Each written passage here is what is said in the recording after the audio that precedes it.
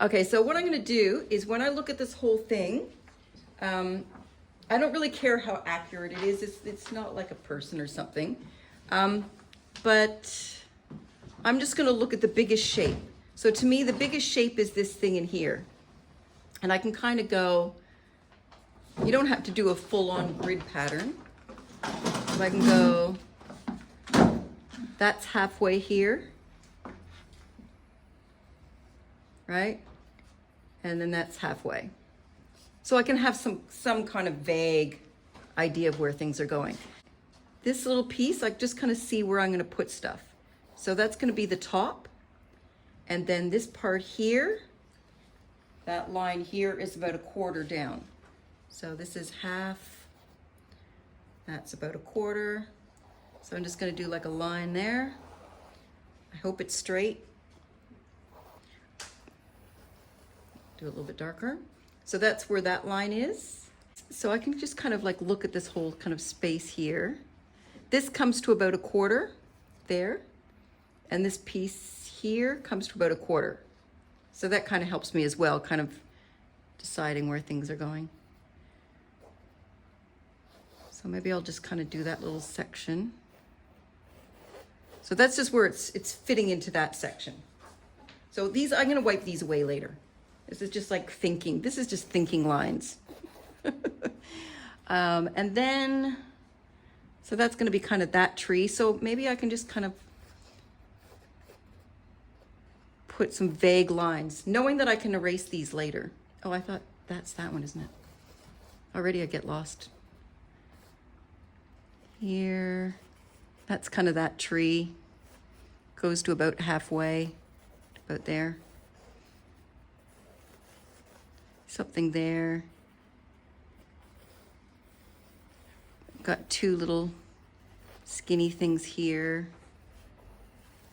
So I'm just trying to, now that I've got my big shape, I'm just trying to fit everything else kind of in there. And start with the biggest things as well in there.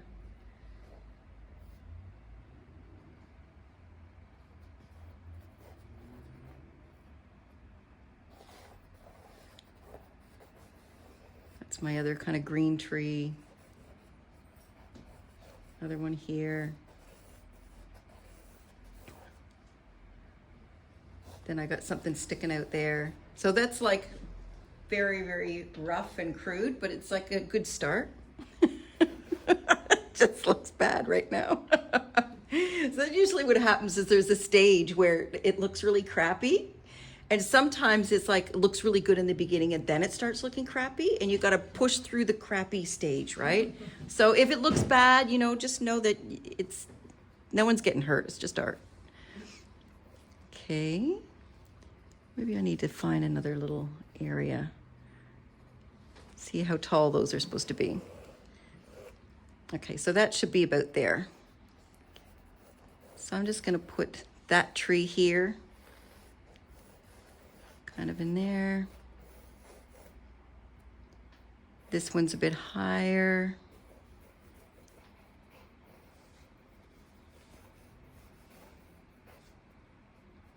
That one's lower and it's in front.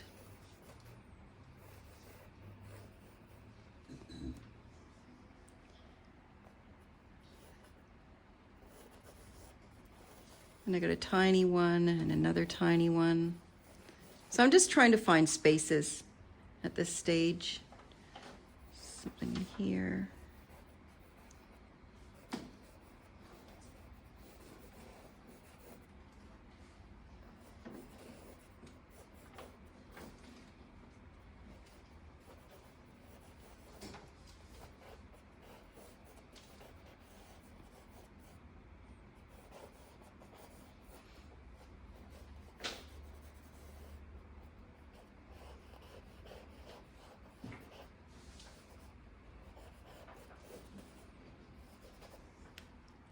That feels like it's too high.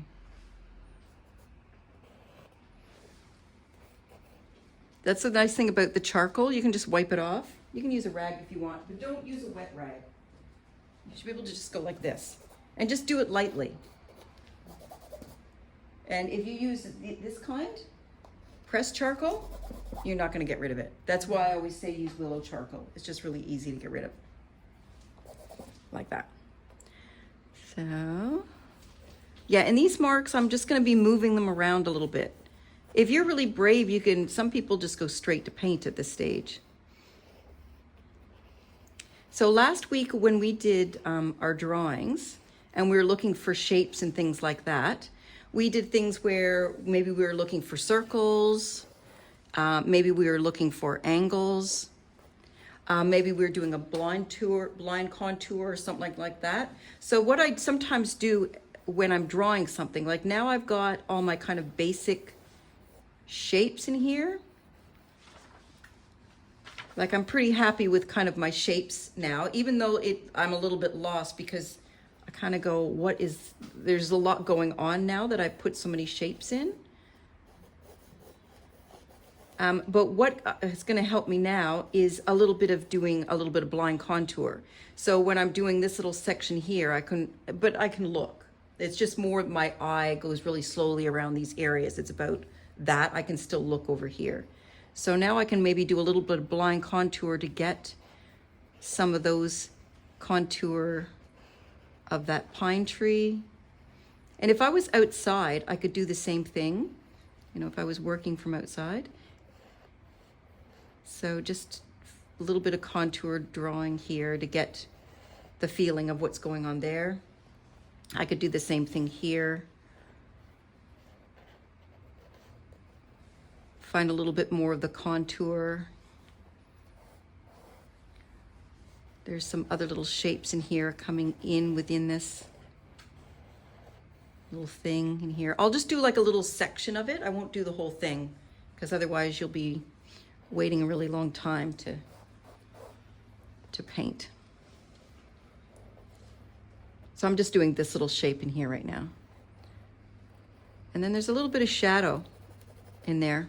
So I can put the shadow in as well. That's also going to help. So remember when we were talking about like putting shadow in and wiping things away? You could even do a little bit of that. You could put, remember last week we did like a little bit of subtraction? So you could put like a little bit of this shadow that's in here if you wanted, and then you could wipe a little bit away.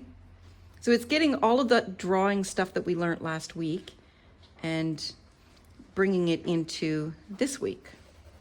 And if you missed last week, you'll be all right. So now I'm going to put a little bit of the dark stuff in there as well.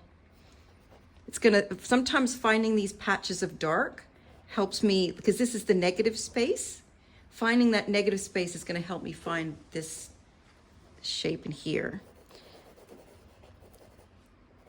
So I'm going to put a little bit of that dark in there so I can find this next shape.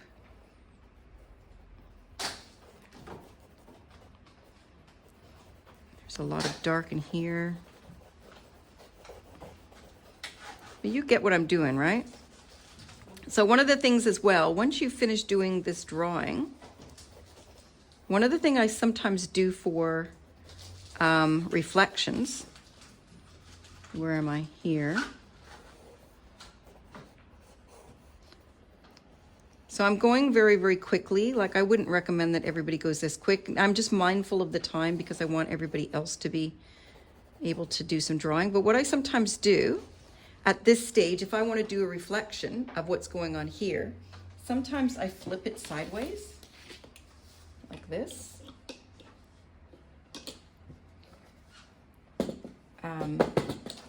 Like this.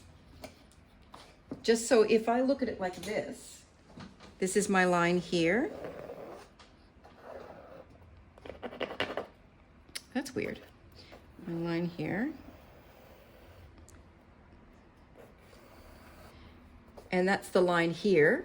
And you can see how it makes like this little shape here that I have there, like this, or right here. I just do exactly the same shape, like that. You would never do this in nature. But it just somehow, it makes it like a really kind of good way to do a reflection. I did it before. Remember, Anne, you did this? I think Anne just left the room.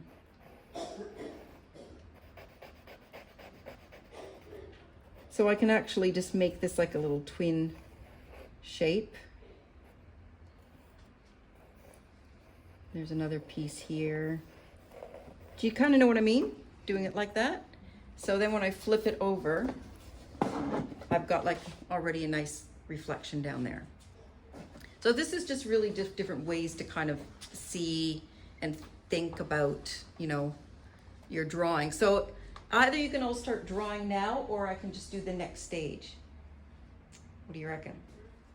I'll do the next stage. Okay, so what I'm gonna do for people that are working with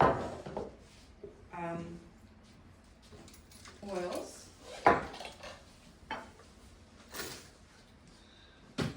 I'm going to use a little bit of number 1. You can use terps as well if you want, if you have terps with you.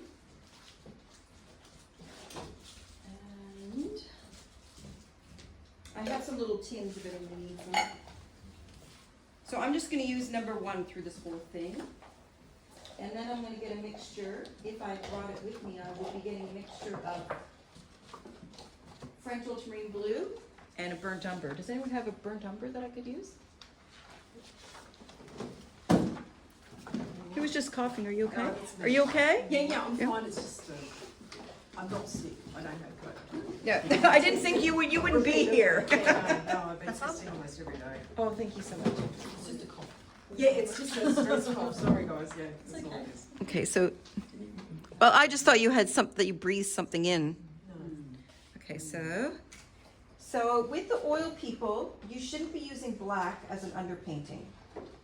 Because the black has got the most oil content in it than any other paint.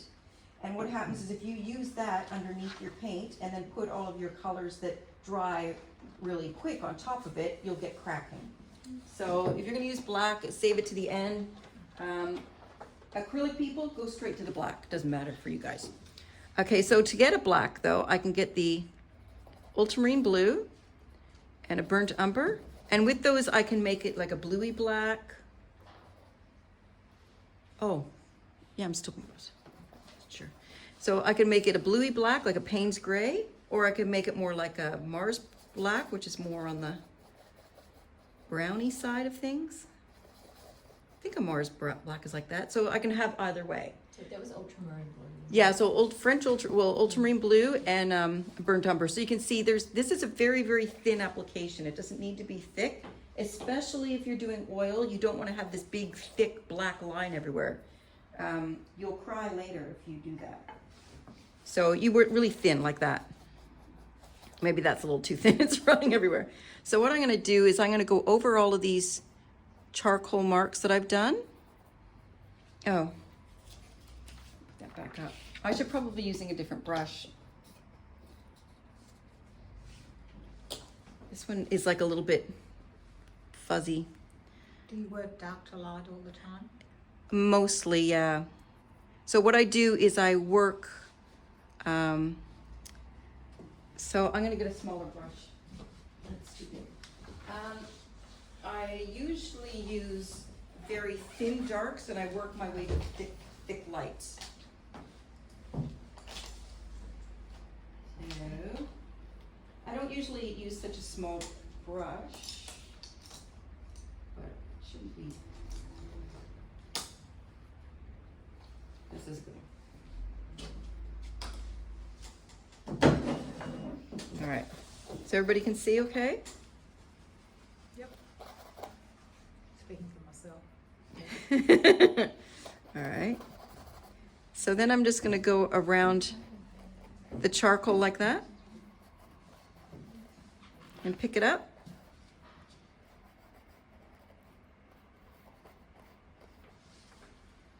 If I just use the terps just on its own or just the medium on its own, it actually will pick up the charcoal just like that. So if you really want to go very faint, you don't even need to put paint on at all. You can just do that.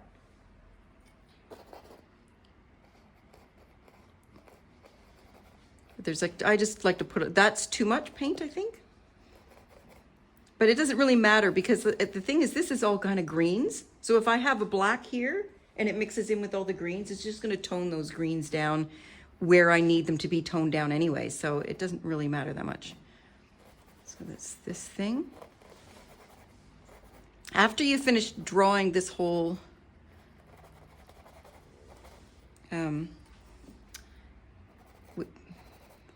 sorry, I'm like thinking and painting at the same time. So here, this is not that dark in there. So if I put it in and I want it to be a little bit of tone just to help me think later, I can get a rag and just kind of wipe it back a little bit. Just so now I've got a light tone, and there were some dark bits in there as well. So there was this dark in the middle there. So I can just put a little bit of dark in there. Or I can just get my charcoal, draw right on top of it. Oh, that wasn't my little charcoal. So I can go back in there and put some more charcoal in. I can adjust things as I go, is what I'm trying to say. Hey, that was supposed to be green. Is that part of that? Who knows? I think I missed a little bit of I missed that part. See, that's sometimes good if I make a mistake, because then you can go, okay, what do I do if I make a mistake? Easy fix. So that's more the green in there. It's the green part there. That's the orange part that I missed. I need to put that back in. But I think you're getting the idea of what I'm doing. Is any questions? You need me to keep going, or has everybody got the idea? Yeah, so you just basically just keep going around your drawing. You can put your very dark areas in, but just make them very thin at this stage. And I'm just going to keep going a little bit. So you can kind of see what it looks like. But you can start your drawing now.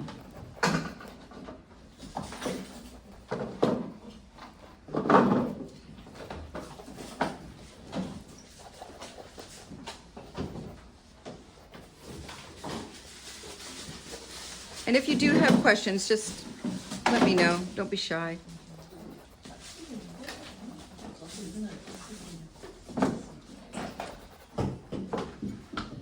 And it doesn't have to look exactly like the photo.